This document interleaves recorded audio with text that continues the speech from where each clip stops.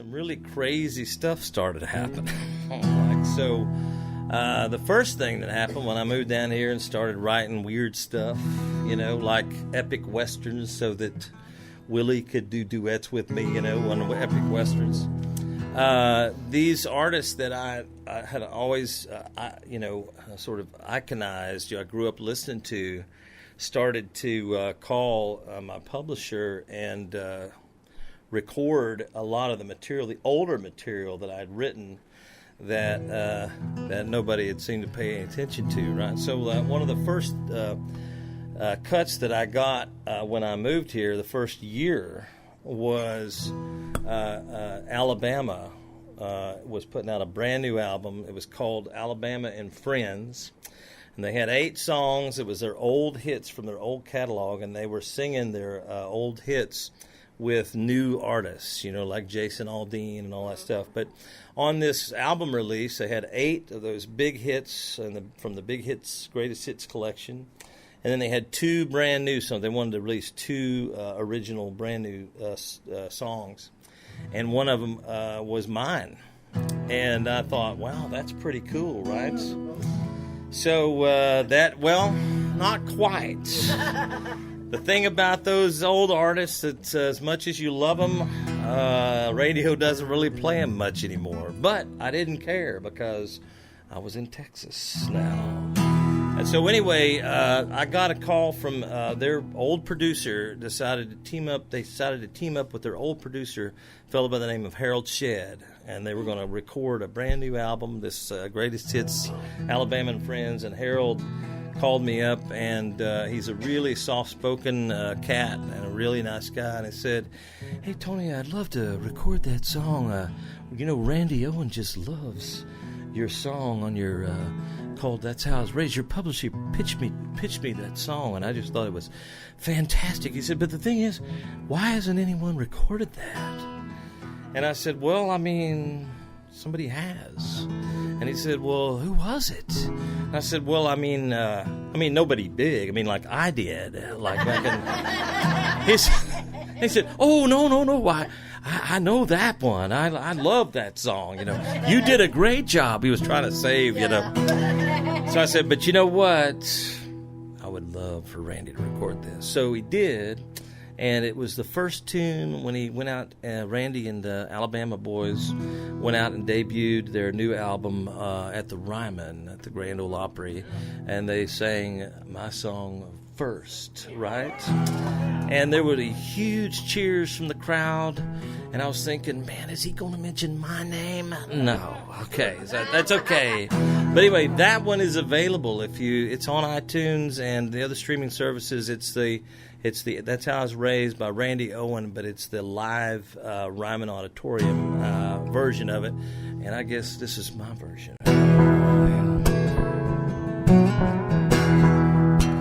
Off the Places album.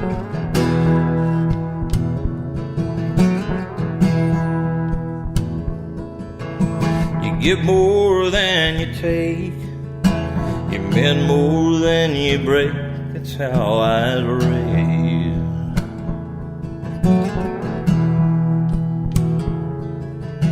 You look 'em in the eye, shake a hand tight, and Jesus says, that's how I was raised. And I've walked the line a time or two, I've run through fire and I made it through. And sometimes that's just what it takes. And I've read the Bible, I've cursed a man, I've done the worst and the best I can, but I still get up when I fall from grace. 'Cause that's how I was raised.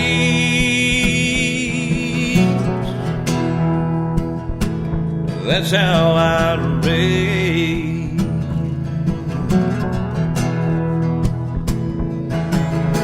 The old rugged cross, college basketball's how I was raised.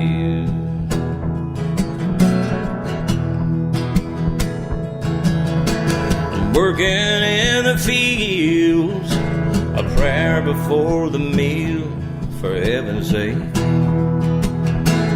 That's how I'd raise. And I've walked the line a time or two, run through fire and I made it through. And sometimes that's just what it takes. And I've read the Bible, I've cursed a man, I've done the worst and the best I can, but I still get up when I fall from grace, 'cause that's how I raise.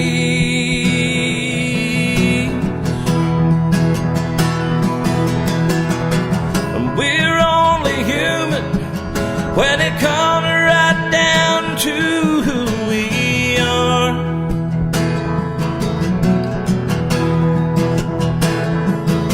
Yeah, and it's a constant battle, but all that really matters is what's deep down in your heart. And I've walked the line a time or two, run through fire and I made it through. Sometimes that's just what it takes. And I've read the Bible, I've cursed a man, I've done the worst and the best I can, but I still get up when I fall from grace, 'cause that's how I raise.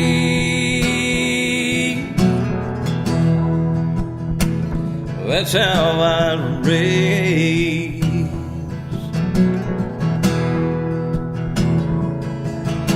You give more than you take, you mend more than you break. That's how I raise.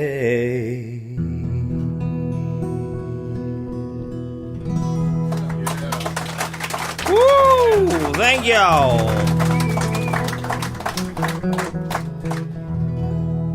So that was nice to get an Alabama cut. And so I thought, well, maybe it was not a total loss being up there for 20 years, writing songs for my heroes, you know.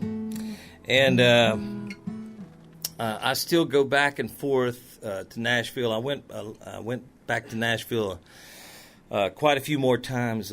When I first moved down here to kind of get things all tied up neat. I was having to track my catalog where all my songs had landed, because I wrote for 4 or 5 different companies, and then they'll sell catalog and then some other company will own it. So I kind of keep tabs on it, because if you don't watch out, the big devil companies, you know, the corporations, they'll just start racking up, expenses on your account that you don't know about, right? So I had to kind of keep an eye on that. And it had been about 8 months. I was getting pretty busy down here, playing shows and stuff, and I went back and I was going to play a show on the way through and then land in Nashville and do a little business. And I was on my way. It was later in the evening, so it was dark, and I was on my way to see my old publisher.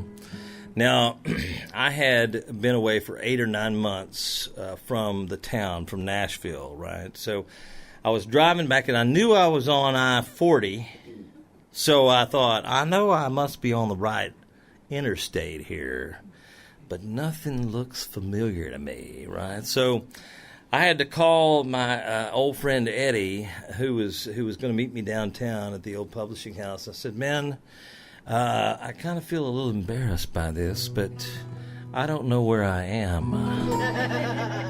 And the reason I didn't, of course, was that the landscape, all of these high-rises had come up, right, these condominiums and hotels.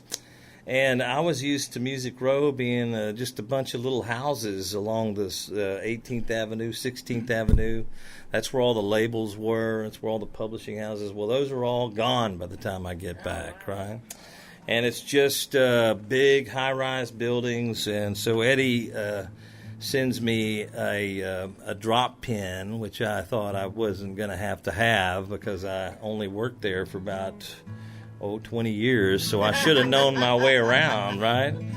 So he sends me a drop pin and I make it. But on the way, before I get there, I wrote this song about that experience, right? And so I had just finished watching, the day before, I just finished watching that it's a really cool movie called No Country for Old Men. Remember that movie? So I thought, man, there's probably a song in here somewhere about me not being able to find my way back or around anymore in this town. And not just in this town, but in this industry. I can't find my way around. So this is what came out of it. I've been stuck in the city and the sirens wail. And I close my eyes sometimes and dream of warm breezes blowing and dust ever stirring and coyotes calling my name. And I think of how much things have changed and think this ain't no country for old boys like me who grew up on back roads, rivers and creeks. Neighbors weren't strangers when you needed a hand, and Haggard and John didn't live on the fringe.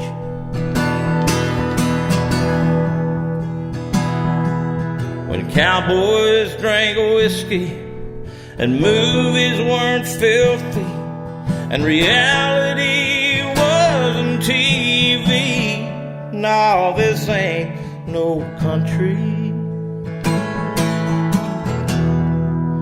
for old boys like me. Well, far from the concrete and steel, there's a main street that runs by the old 5 and dime, and a morning newspaper full of county fair winners instead of kids doing drugs and hard time. Lost somewhere in the back of my mind, I know this ain't no country for old boys like me who grew up on back roads and rivers and creeks. When neighbors weren't strangers, when you needed a hand, and Haggard and John didn't live on the fringe.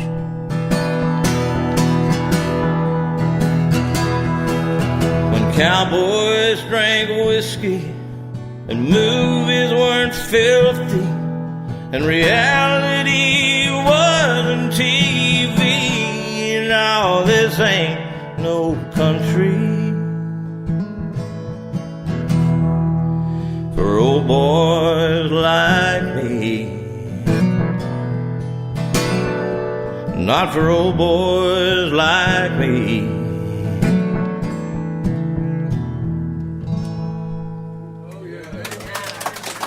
Woo-hoo! Oh, Lord.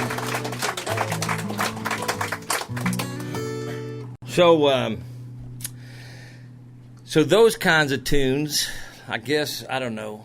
When I left Nashville, it wasn't like I was mad or nothing, right? I mean, a lot of folks that leave Nashville that go wherever, whether to Oklahoma, and they go back to Texas, or they go to Texas or somewhere else to kind of continue. Well, they either go to get out of the music business, or they go to take their music business somewhere else, which is kind of what I did. But a lot of them that leave are just really mad, they're, griping at it in the rearview mirror and flipping the bird and all that. That wasn't me. I mean, I'd made some great friends, and Nashville kind of was the place that taught me a lot about how to write songs and why songs were so special, to people, and how, we don't intend them to be as songwriters, but, you write one somewhere and it changes somebody somehow, and in really deep ways and special ways. I'll never forget, and I was at the hot dog party at EMI one year. I know I was getting all serious, but let me break it up for you. So I was at this EMI had this hot dog party every year where all the songwriters, all the publishers would gather there, and they all had their hot dogs and stuff. And so people like other people, like I didn't know this at the time, but other people from like all over the states and the world would come in to the hot dog party, like who weren't in the music business, right? But they were just fans of like songwriters. So, hot dogs. Right. I never thought about it that way, but you're right. But anyway, one year I'm there eating a hot dog and talking to a couple of. I was talking to. You're not gonna believe this. I was talking to Jack Keller. Do y'all remember who Jack Keller is? No. Okay. Okay,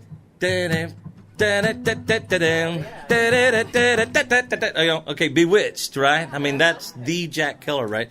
Wrote all these big songs for Frank Sinatra. So I'm standing there eating a hot dog, talking to one of the biggest songwriters on the planet, and I'm just like, am I really talking to Jack Keller, And so the reason I met Jack is his son was my attorney, Jordan.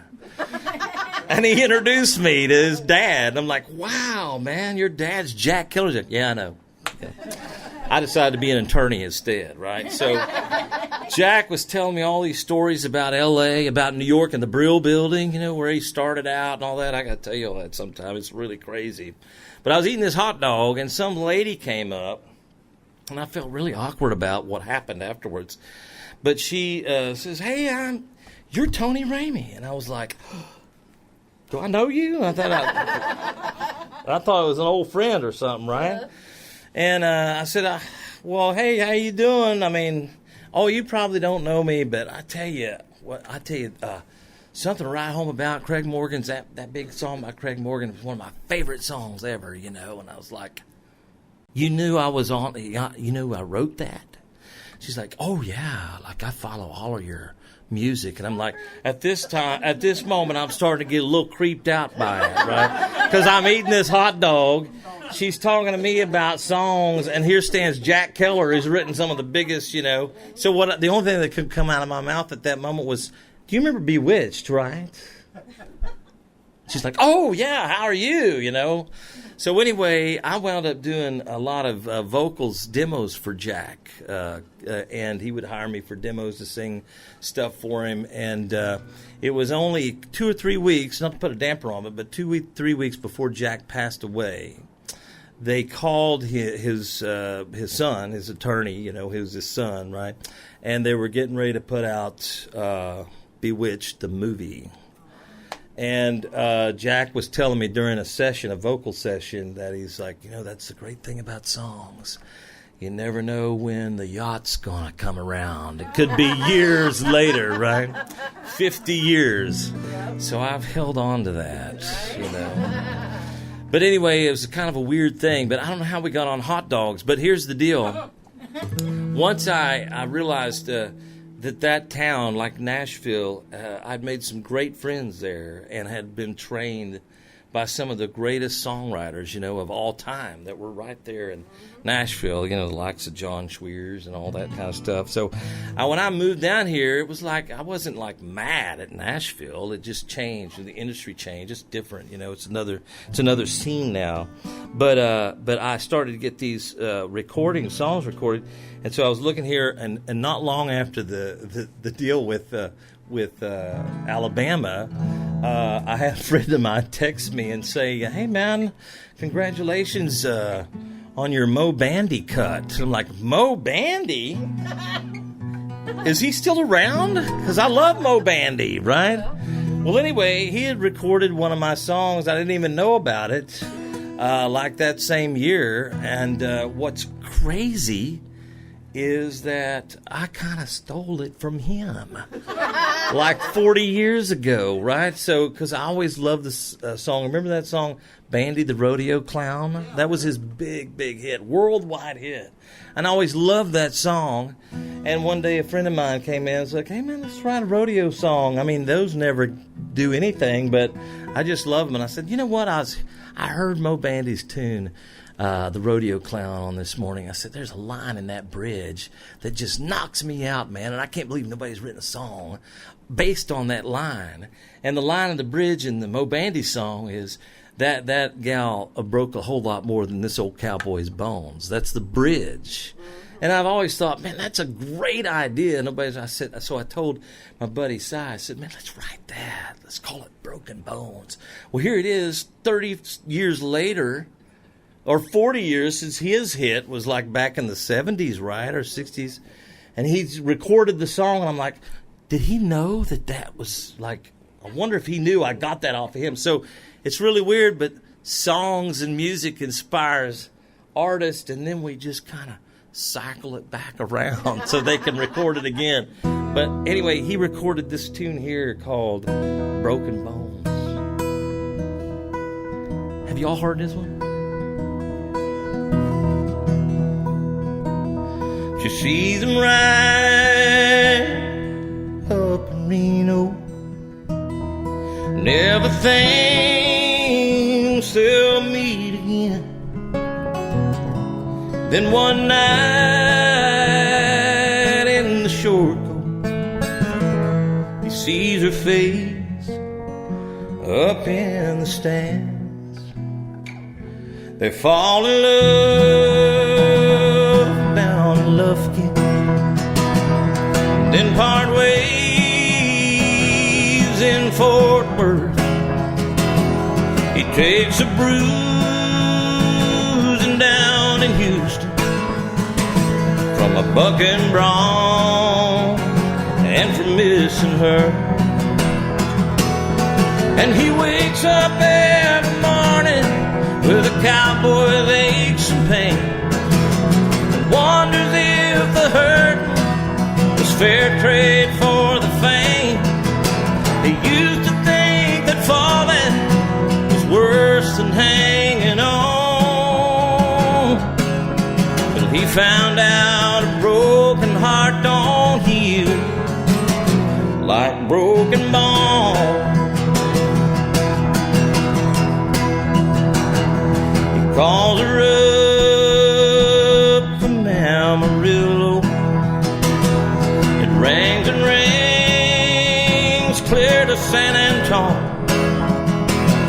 She lets her tears fall on her pillow, but she knows she can't pick up that phone.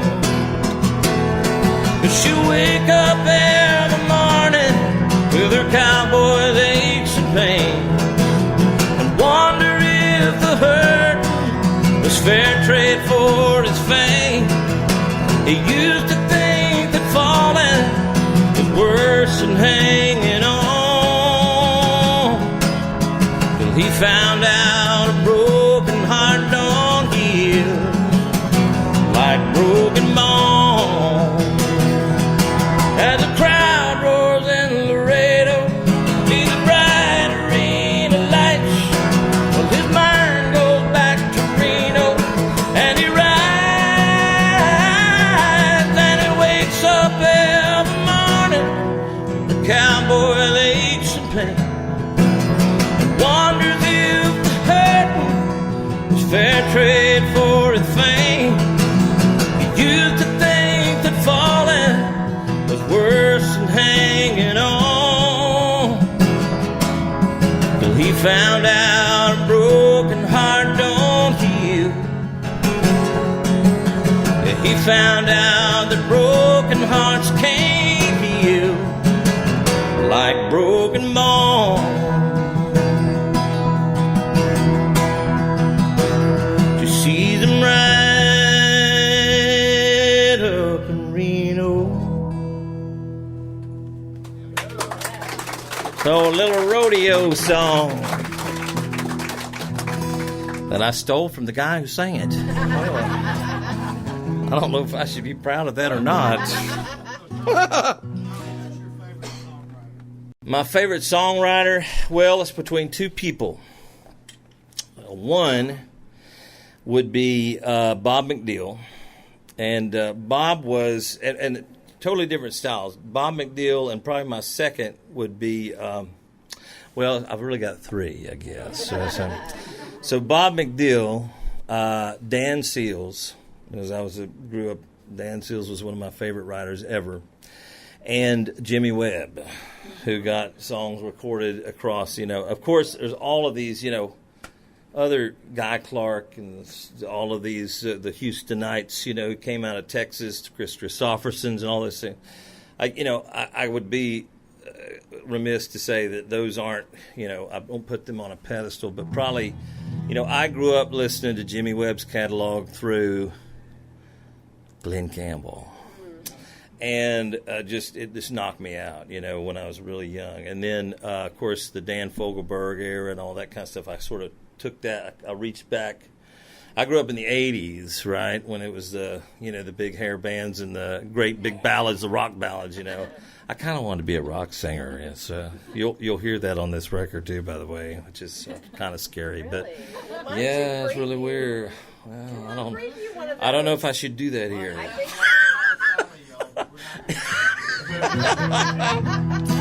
So yeah, probably of those three, just because of how diverse they were. And Bob McDill was one of my favorites, not just because he wrote some great songs, right, but he was like the disciplined 9 to 5 writer. So Bob would come in at 9 o'clock in the morning. Have a cup of coffee. It was the Brill Building kind of guy, but he was in Nashville. He'd have his cup of coffee, then he'd go in there, and he wore a golf shirt, a collar, and then some khaki pants. And he was like, you'd think he was an accountant for Warner Brothers, but he wasn't. He was a songwriter, and he would go into his room. He'd work until 5, no matter where he was on a song. Like me, I'd stay up for 5 days, right, trying to figure. Not him. He would quit at 5, and then he would pick it up again tomorrow at 9 o'clock, right? Yeah, it was, and so he just came out with some great songs, and his process was very interesting and very meticulous, But so was Jimmy Webb's, Jimmy was kind of like that. If you read his book, that came out years ago, he talks about his process. And all. Some of it I don't believe, but I can't believe he was looking at a rhyming dictionary when he wrote, by the time I get to Phoenix, she'll be rising. Yeah, right, man. You're looking at a book? Come on. You just got your heart broke. So anyway, the next one that rolled around, though, was one of my favorite artists, country artists of all time, a guy by the name of Mark Chestnut. And I got a call that he was recording one of my tunes. He was out touring. He's putting a new record together. And I had run into Mark. I opened for him at Hank's over in McKinney, Texas. And I hadn't talked to Mark in a long time, so I just wanted to roll back into the green room where he was and say hey to him. It had been years, probably 5 or 6 years. And it's one of my favorite people. He's a really funny guy. He doesn't mean to be. He's kind of like me, I guess. But really a funny guy. So I walked up to him, and Mark said, what are we going to do, Tony? What are we going to do, man? What are we going to do about country music? And I'm like, hey, man, I don't know. But if you find out, I'm right there with you, right? And he said, we just got to take it to him. We got to take it to him we got to take it to him live. That's what I'm doing here, And I said, well, hey, man, absolutely. I bet it wasn't 3 months after that, I got a call from Mark's manager. And he said, man, we're going to cut your song. on Tradition Lives. It's going to be a great album, and it came out, and I'm like, Mark Chestnut's? I'm getting the Mark Chestnut cut? I should have moved to Texas years ago. So it goes like this. And I really like this song. And I've never put this on an album. What am I thinking? I see her light in the window again, right by her house, but I can't go in. She's got her space, I've got my pride. I can see her silhouette. She's at that mirror by her bed. She won't sleep a wink tonight. She ought to miss me by now. She ought to pick up that phone. For crying out loud, this has gone on too long. She ought to come to her senses. Wanna work it all out. As bad as I'm hurting, she ought to miss me by now.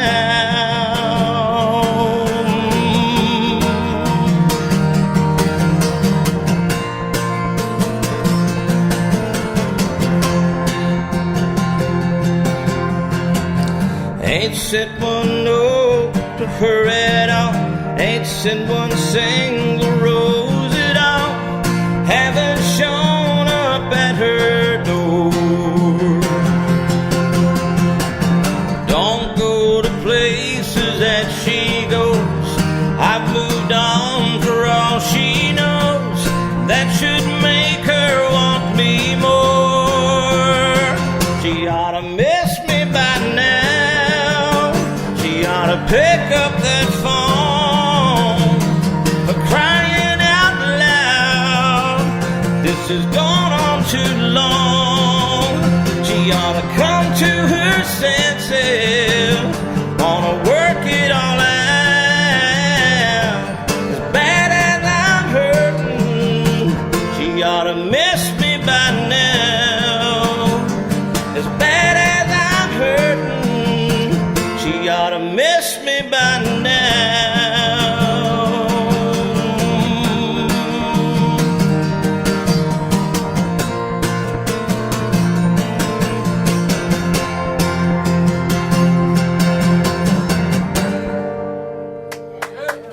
And there it was.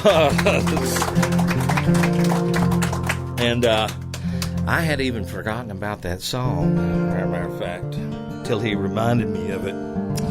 So one of the biggest disappointments is when I left town, and I was right on the verge of getting another George Strait cut. They had called me and said it was on his short list. George loves it. And I was on my way. I was moving to Texas when I got the call from his management office. And I was like, well, that's a good note to leave on, right? I can get a yacht here and park it in the Gulf, right? I thought, man, it'll be easy, because I had written that with one other writer, this tune that they called me, and I thought for sure this is going to happen, right?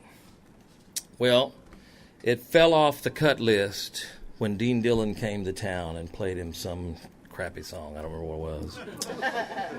It was a good song, but it wasn't like mine, right?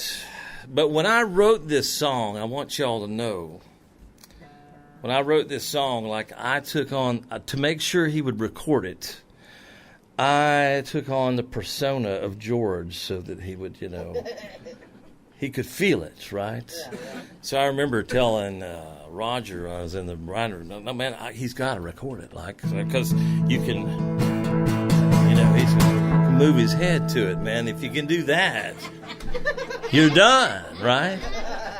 Well, anyway, no dice, right? It fell off, somebody else. I'm like, God, what in the world? Who do you have to pay around here, right? Well, not 2 or 3 months later, I'm in the middle of, getting that stuff unpacked and all that. And I get another call. It's like, hey, man, you know that tune that George, and I was like, yeah, I remember that. Big country thing. Said, hey, man, Easton Corbin just recorded it. And so Easton was this kind of new sort of George Strait style guy, like new country guy. And he had a song out that was a pretty big hit. Like, I'm a little more country than that, you know. I was like, man, he could do it, right? So they recorded it. I got a call from the management team. Like, man, you got to come over and hear these tracks, man. We're talking. So when I walked into the studio to listen to the song that Easton they had just recorded, they told me, hey, man. So the manager said, or it was his producer, Carson. He said, man, we're talking first single here. And I'm like, yeah. I'm in Texas, but I'll come up for the party. Right? I'll drive up for the number one party, right? Yeah. Are you still going? Well, no. Because, like, the record was coming out a month and a half later. It was like a week before the release, and I'm just like happy-go-lucky, thinking, hey, man, I got it. And I get a call from Roger Springer, my co-writer, and he says, man, I got some good news and bad news. I'm like, oh, come on, man.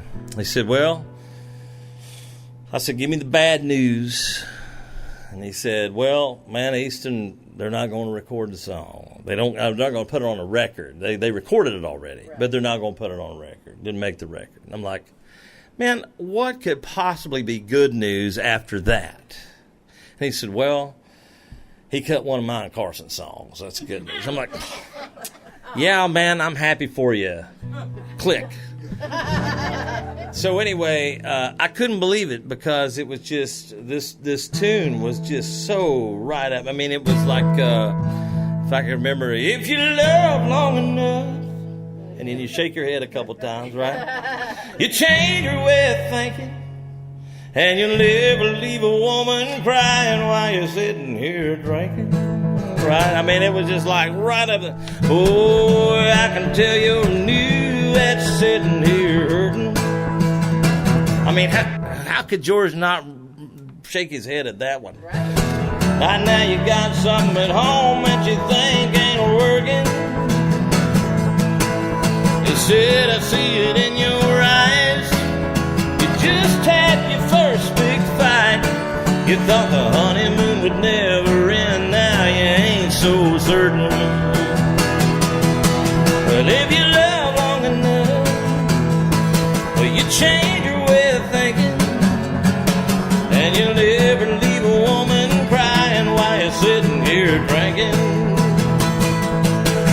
If you're in it forever, going's gonna get tough. But the bad times only get better if you love long enough. It's a George Strait smash, right? Yeah. Not to be. Well, there was no truck, and I don't know if Easton moves his head like that. So maybe that was what part of it was at, maybe. But not long after that, I thought, man, maybe I'm just doing something wrong. And songwriters have this terrible thing about them that right when they start to see clear and have clarity in their lives, and they start to hear that voice that says, man, you probably should do something else that's a little more, like, I don't know, stable. And then right when I, start to have clarity, right, some other little voice goes, you know what, man? We're just going to do it again. We're just going to write a better one, right? So I was just really ticked off about the fact that, man, if that's as country as that is, and that can't get cut, right? Like, man, what in the world is the world coming to? Right? So that's how my record was born, out of that angst. And the title cut on it was the song that came out of that disappointment. And that stupid little voice that said you just got to keep writing anyway, right? So it goes like this. It's called The Spirit of Hank and the Heart of James Dean. And it's about perseverance, you know. So.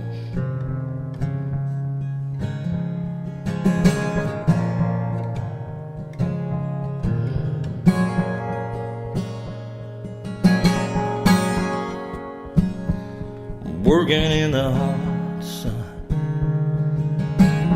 beads of sweat on my brow from the dusty rows and hayfields, Daddy's rich plow. I remember feeling so young,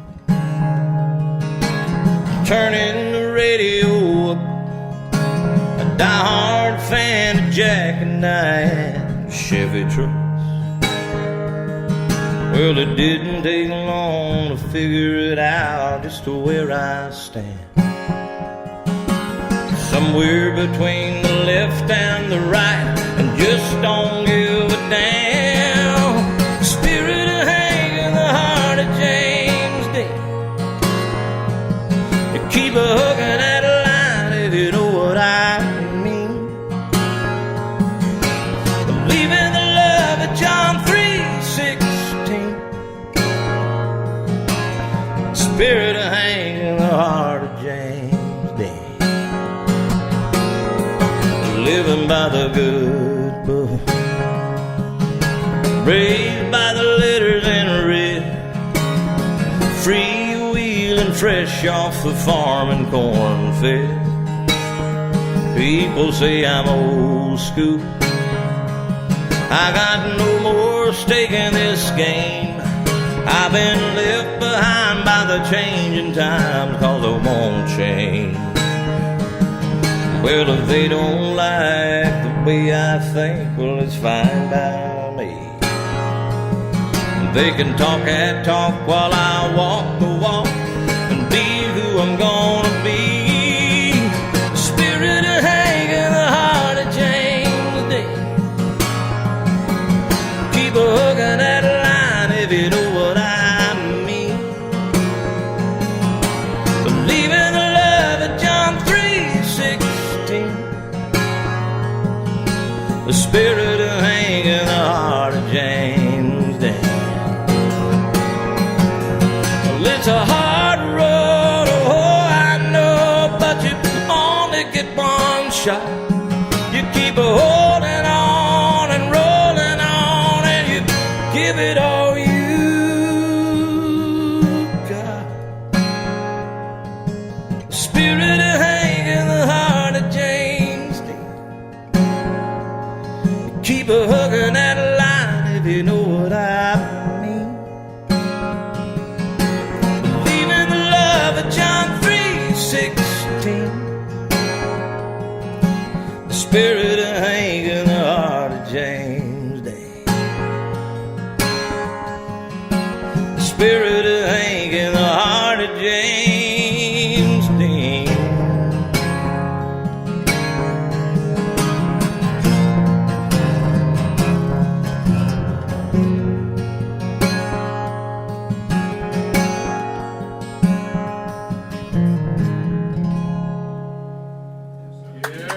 Oh.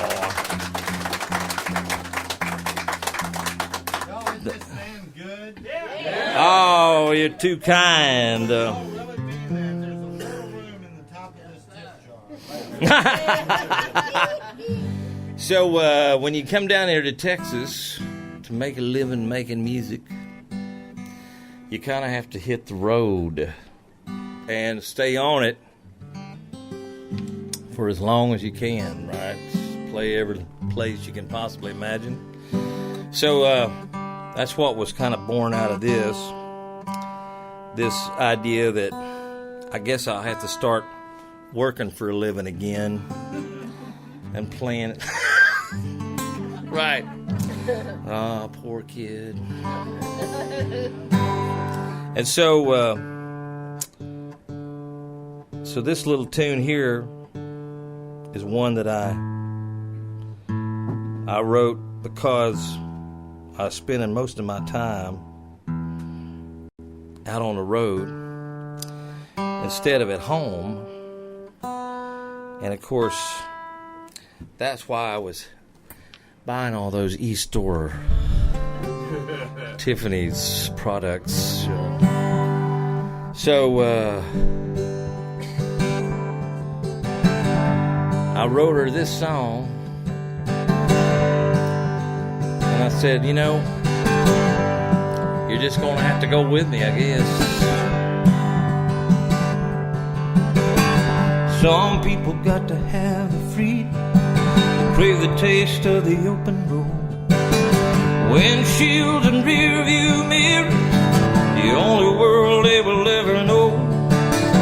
Some people got their obligations, some are just born wild, so they take that ride and live like gypsies.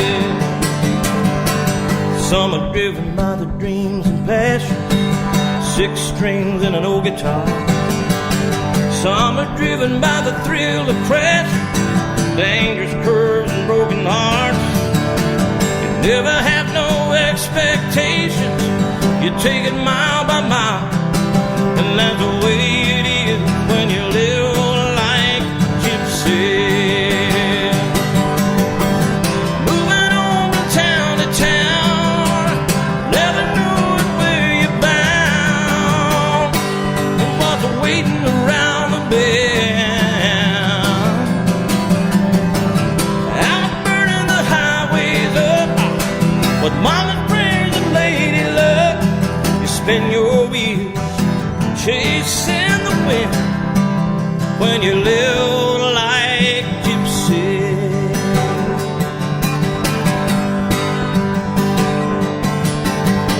I ain't saying it's all that easy. Every road's got its own regrets. Hurts like hell when you say you need me. Some loves you just can't forget.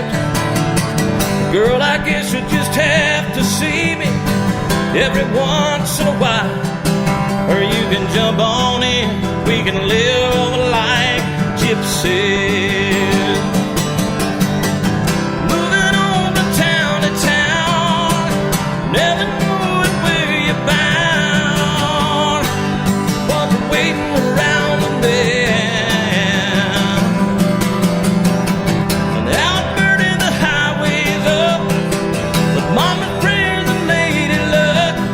Spin your wheel chasing the wind when you live like gypsies. Love like gypsies.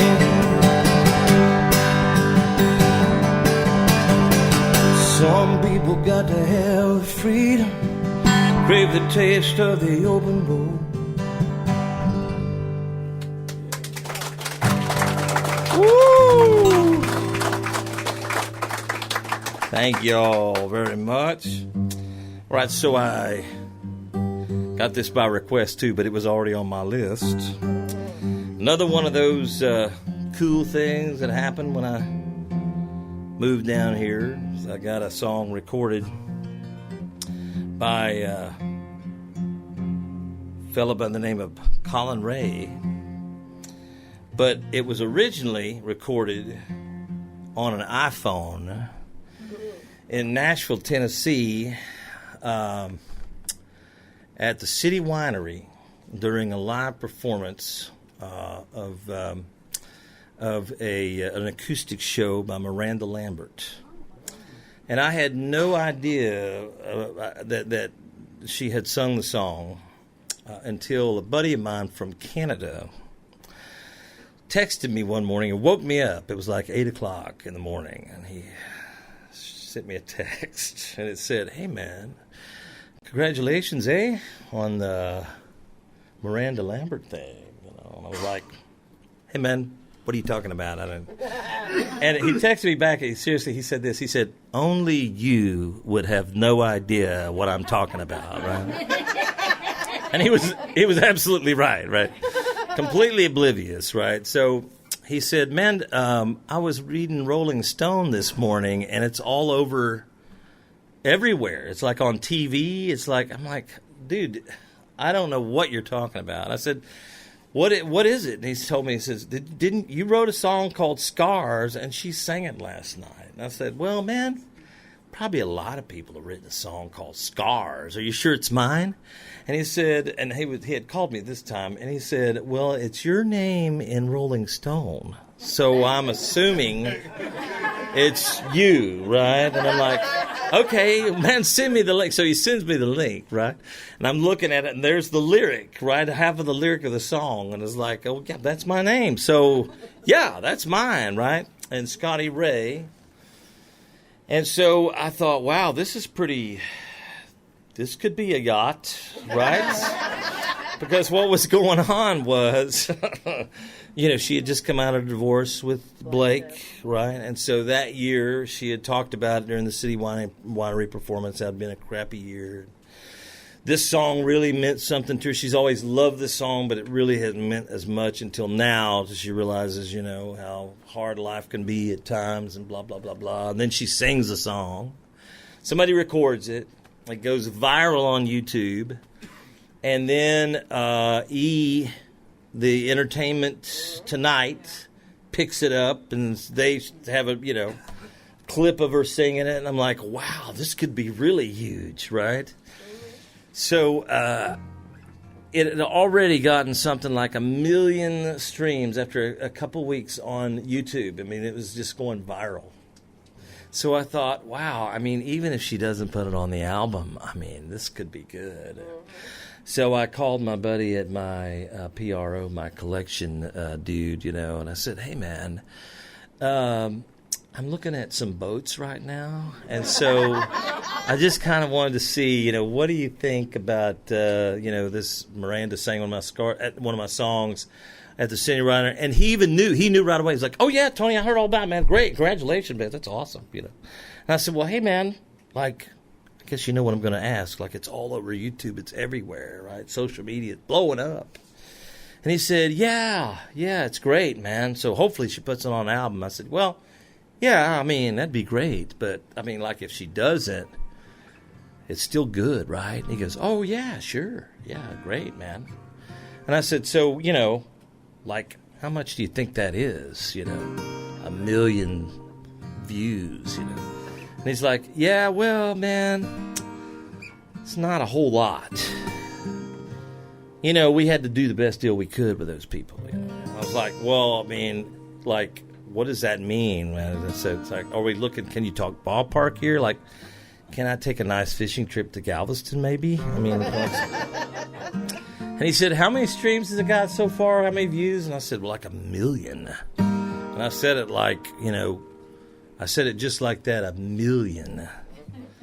Like, what's his name? The dude that used to have that show about space, And he said, yeah, man, that's about $1. I was like, I'm sorry, I think you broke up there, man. I didn't hear you. I said, did you say $1,000? What did you say? No, man, $1. I was like, how could it be $1? Yeah, like I said, man, we got the best deal we could. I'm like, that's not a very good deal, man. Maybe you need a new negotiator. So anyway, it was not to be. Probably somebody at the label said, you need to leave that in the past. Nobody wants to hear about your hard times, right? But thankfully, years later, she still loved the song. Colin Ray was putting out a new record, and he wanted to do the tune. Loved it because his brother was a writer on it. But he got Miranda to do the duet.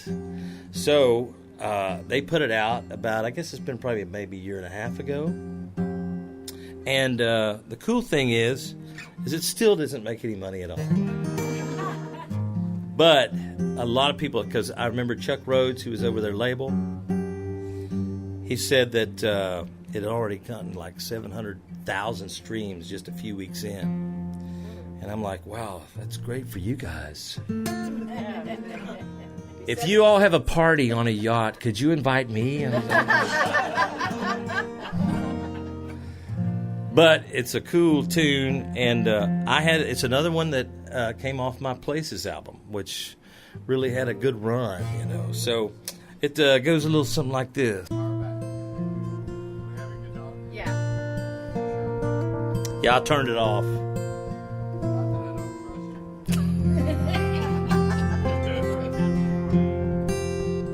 Some are deep, some are not. Some never hurt at all. Some hurt a lot. Some are there from our mistakes. They're all that's left to show for the choices that we've made. And even the ones too small to notice, there to remind us who we are. And I believe that if the world could look inside us, they just might see a blemish on our hearts from these scars. I got mine, you got yours. We've lived enough to know not to hide them anymore, 'cause we've had time, and time can heal. If it can change the way we look, it can change the way we feel. And I understand as well as you do, sometimes a touch can go too far. Love was never meant to be that easy, and they don't just disappear in the dark. These scars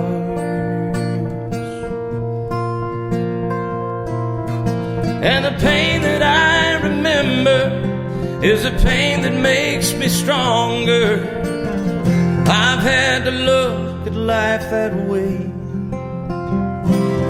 and I've learned to rise above it, to keep from going under.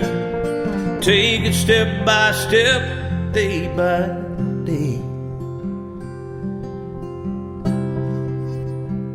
And I'm not ashamed of what you see, 'cause every single scar has become a part of me, and all I know is here and now. Yesterday's gone, and we made it through somehow. Looking back, I'm glad I took my chances. They were worth at least enough to leave a mark. And maybe we don't know where we're going, but it's enough for me to know where we'll start with these scars.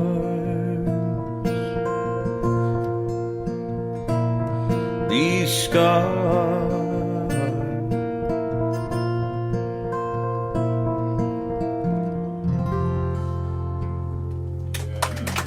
Oh.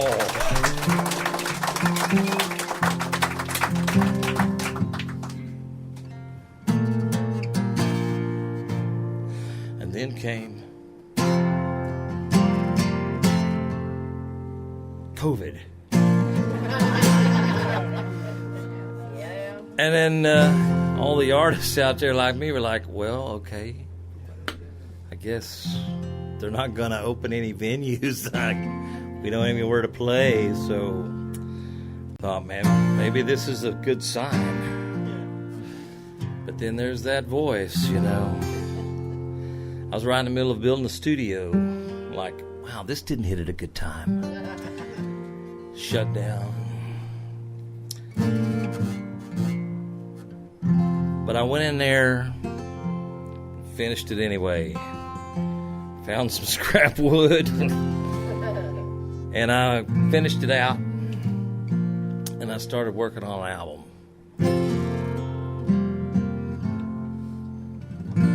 And I thought, well, and that little voice told me, well, you still got horses to ride. And I went, oh, okay.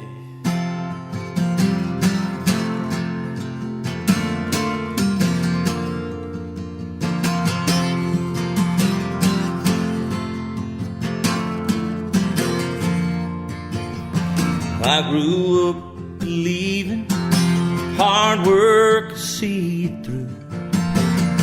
'Cause I always had something I thought I had to do.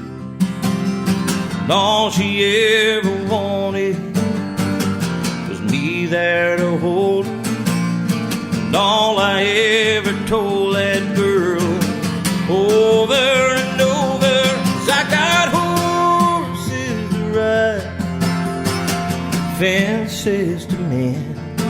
I gotta make up for lost time before one more day ends. I see that sun setting and it all starts sinking in. I've got horses to ride and fences to mend.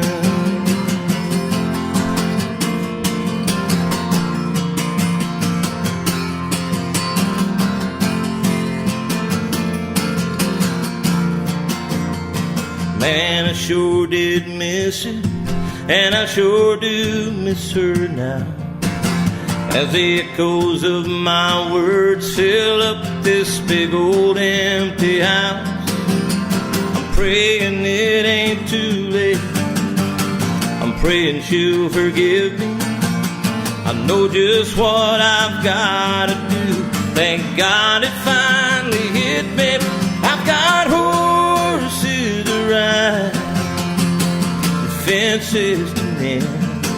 I gotta make up for lost time before one more day ends. I see that sun setting and it all starts sinking in. I've got horses to ride, fences to mend.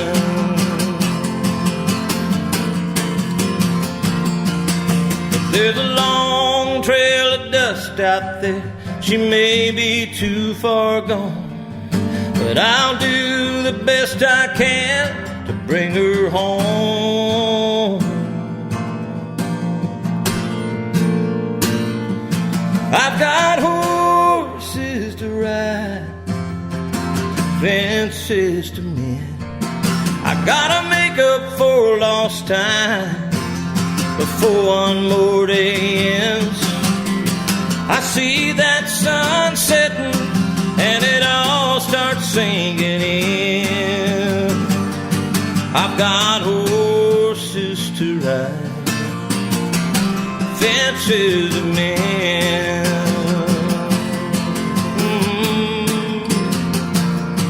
I've got horses to ride.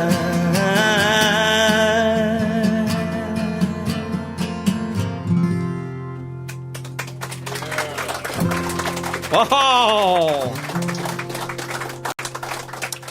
And then off of that same album was my second single from there. And I'll just play it for y'all because I love songs about whiskey. Oh, now it is. There it is. I got it. Here it is. This is the key. Okay, got it.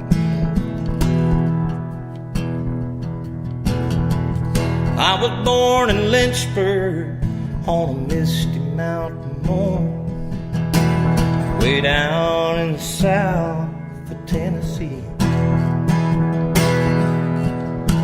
I came by truck through Memphis on its way to California.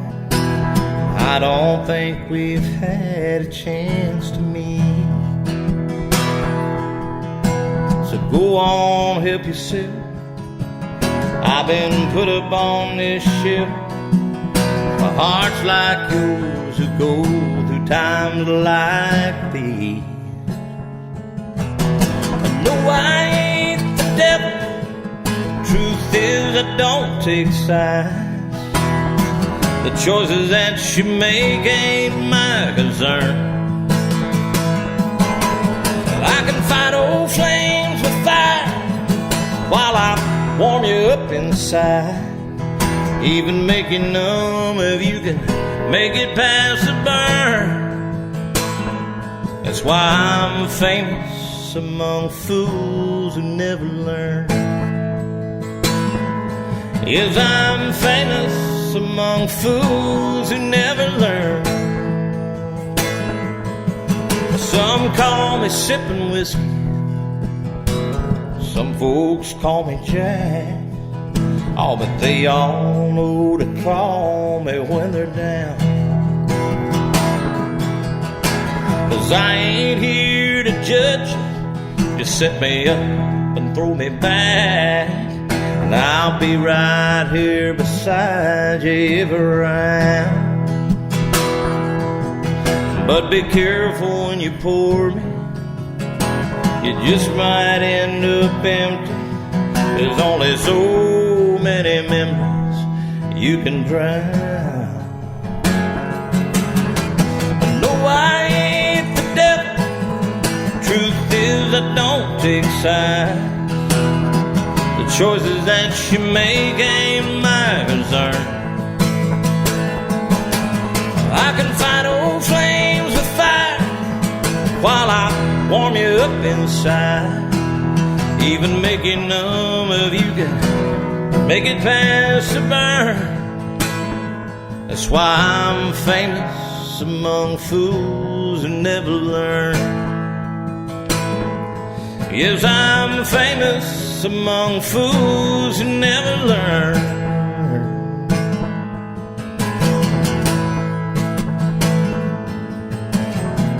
Well, I was born in Lynchburg on a misty mountain morn, way down in the south of Tennessee.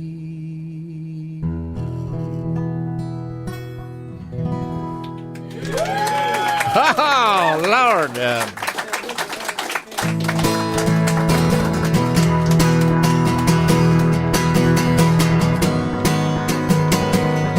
Here's a little of my Springsteen side that came out down here.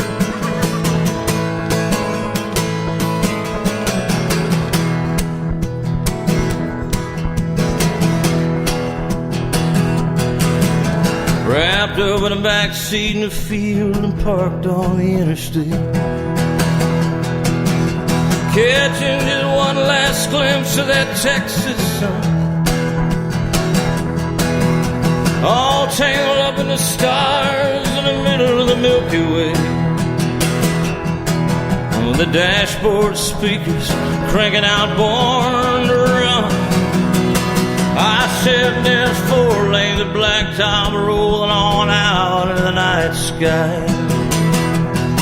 I don't know where they're going, but I hear them calling our names. Let's bet all we got nothing to lose on that white line. Whatever happens, you know I'm sure of one thing. Long as it's you and me, baby, driving each other crazy, revving that 70 Chevy while we're young, wild and free. True love running 90 to nothing, hearts pumping, searching for something, rolling like thunder and lightning. Baby, we were meant to be. Why don't we run away? Come on and run away. Run away with me. Oh, yeah. Ah-ha.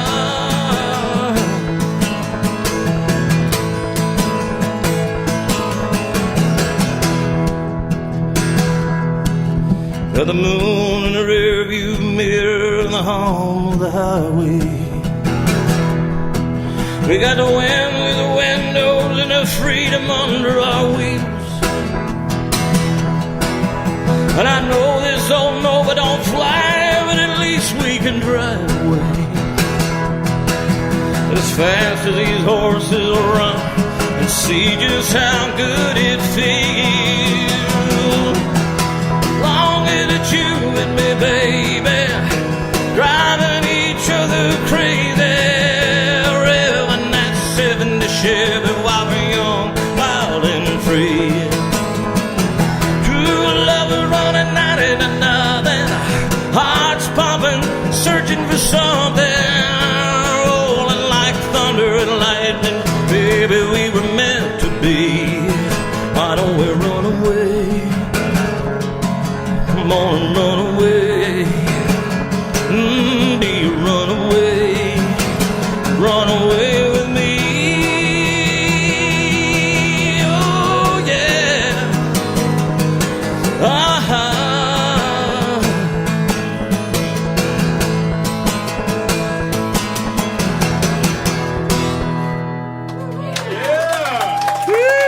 Lord. It's another horses to ride. All right, so I am working on a new record, and I'm just shamelessly saying it again and again. And so I know it's getting late, and I'm only got another 850 songs to play, but just a couple more, because I'm worried about playing something new off the record, because there's always that possibility that somebody goes, man, can I get my money back right now, Scott?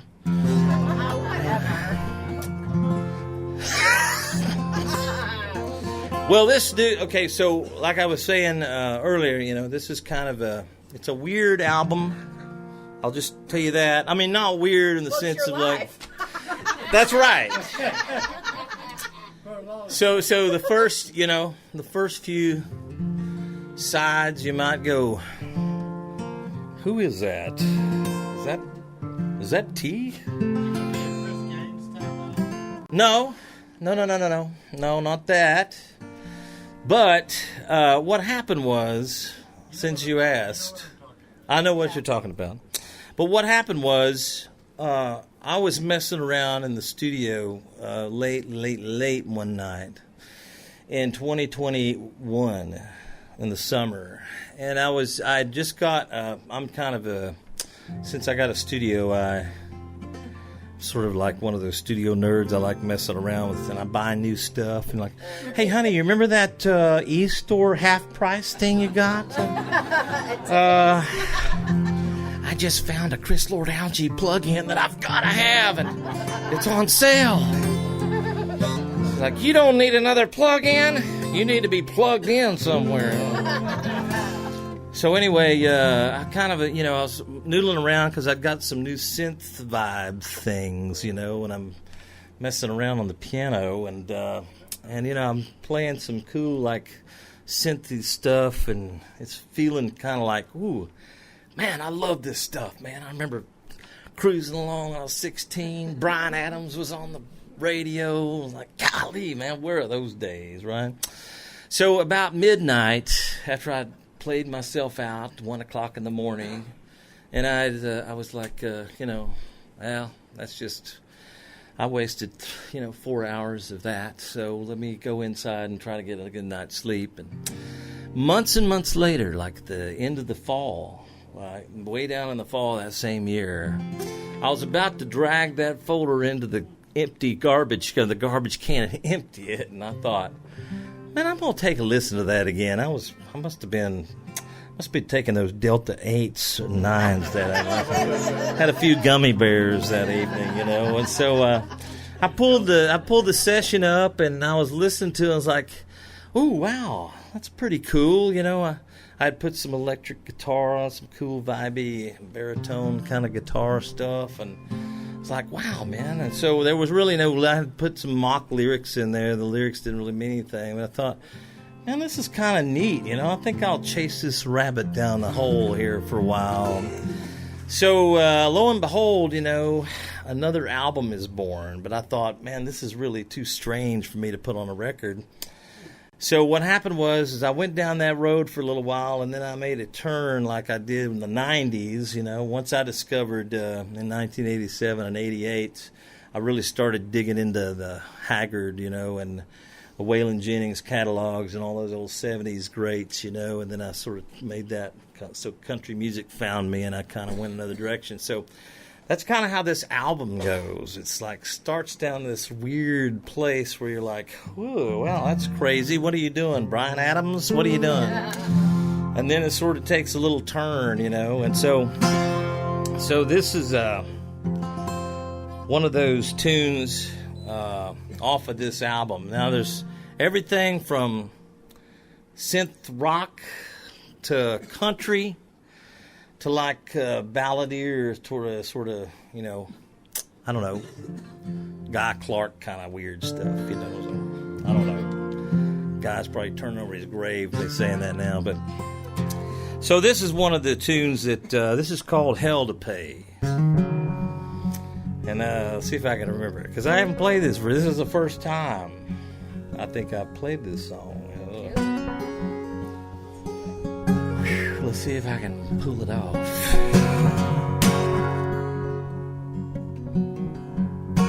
Okay.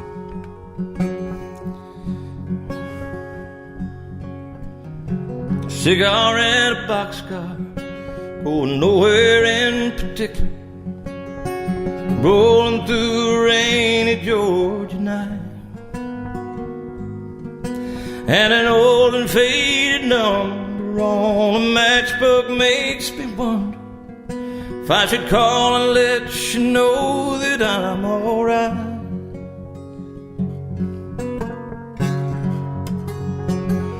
That I'm glad I took my chances on this lonely life of freedom. Railway rides and jumping railway cars. Should I call and say I'm sorry for the promises I buried when I lit out with my foolish, reckless heart? And that out here on the run, chasing that old sun, just a dash between cradle and the grave. And the roads that I've been down, they all come back around to the one wrong turn I wish I hadn't made. Stack your chips, place your bets, while the devil stacks the deck, and the hand you get's the hand you have to play. I got nothing left to lose but half a fifth of booze, $1 in my shoe, and hell to pay.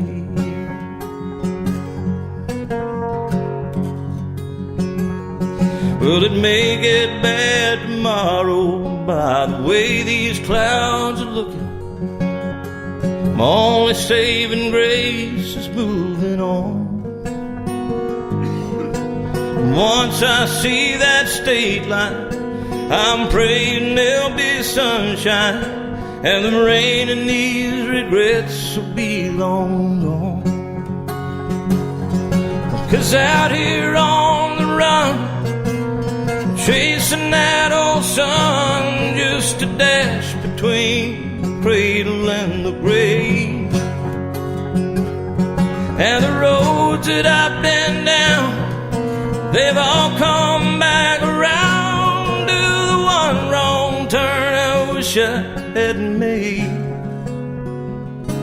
Stack your chips and place your bets, while the devil stacks the deck, and the hand you get's the hand you have to play. I got nothing left to lose but half a fifth of booze, $1 in my shoe, and hell to pay. I got nothing left to lose but half a fifth of booze, $1 in my shoe, and hell to pay.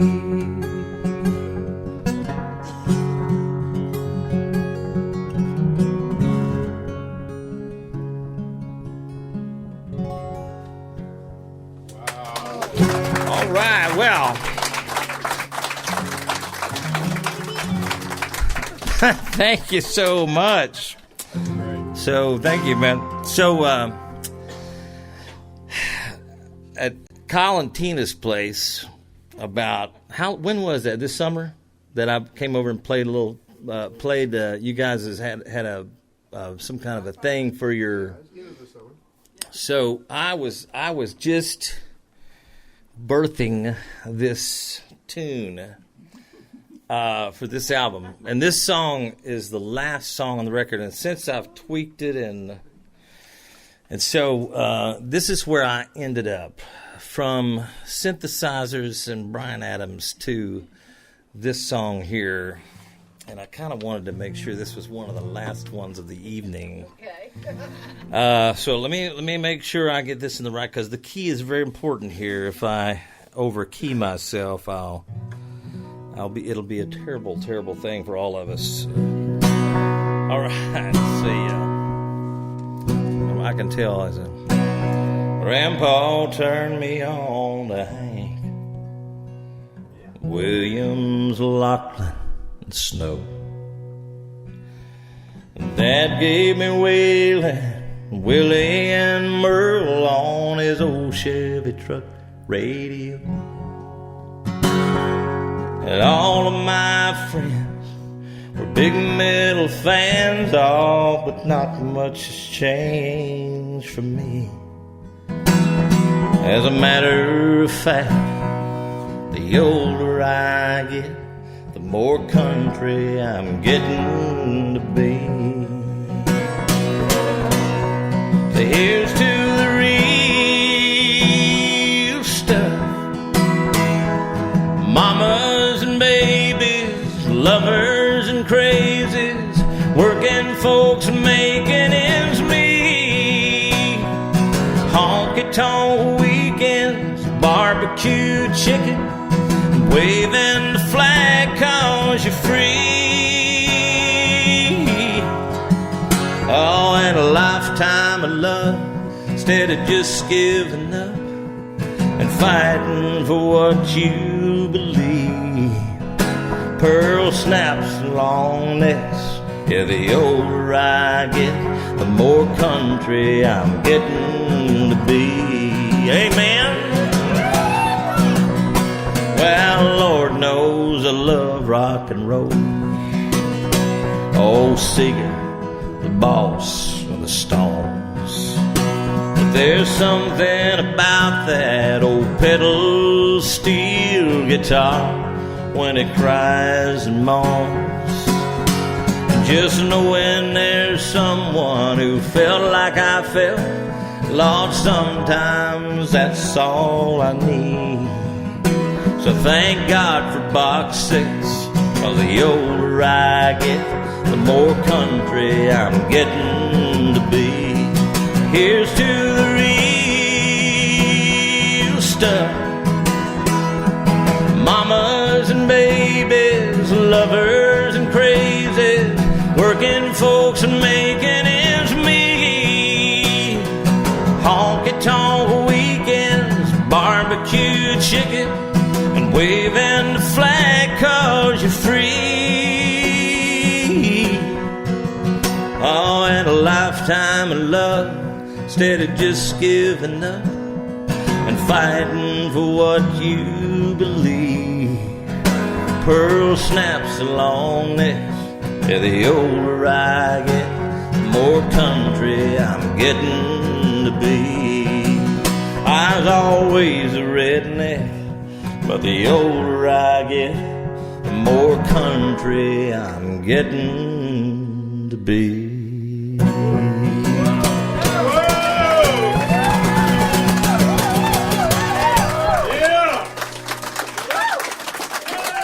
Randy and Helen, thank you so much for having me. Hey, thank y'all for coming out tonight. I know that I've been long-winded. However, at least we had a little bit of fun, didn't we? You put it all out there tonight. I did, didn't I? You did a great job. Well, and thank you so took much. us down your journey, Well, I was hoping that I could take y'all with me a little ways to see kind of where I'm going and where I've been and all that jazz. So I'm going to try to do a little more of that this year as I move down the road. But man, there is no greater place to start your tour than right here in the music room. So especially with all the family you love, man. Thank y'all so much. You've made me feel very good and warm and welcome here tonight. So, Tony Ramey. all right. So this is the first one that's dropping March on the streaming thing. So off the new record here. Well, you said don't worry, I'll be fine on my own. Time is a healer of the heart. Well, it's in no hurry, I've been waiting for so long. Still reaching for you in the dark. When will it start? When old glory stops flying and cowboys quit riding and Texas forgets the Alamo. When the tide won't turn, the sun don't burn, well, I just might learn to let you go.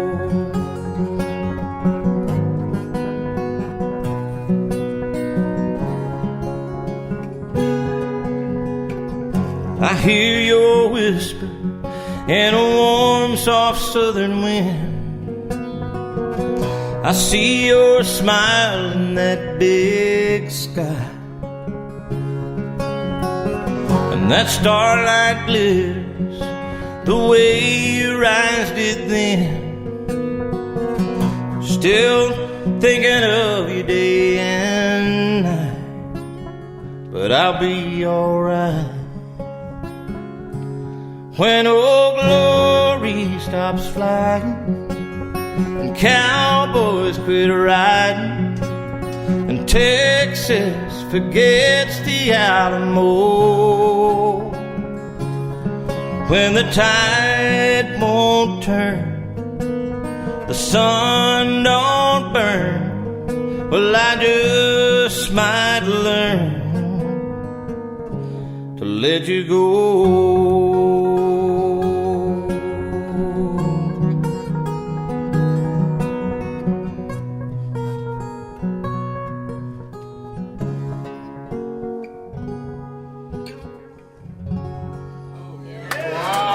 That's the first one. Thank y'all very much. God bless you. Y'all drive safe home now. And I'll be over there tomorrow, Sunday in Belton. So thank y'all. Woo. Fun, fun, fun.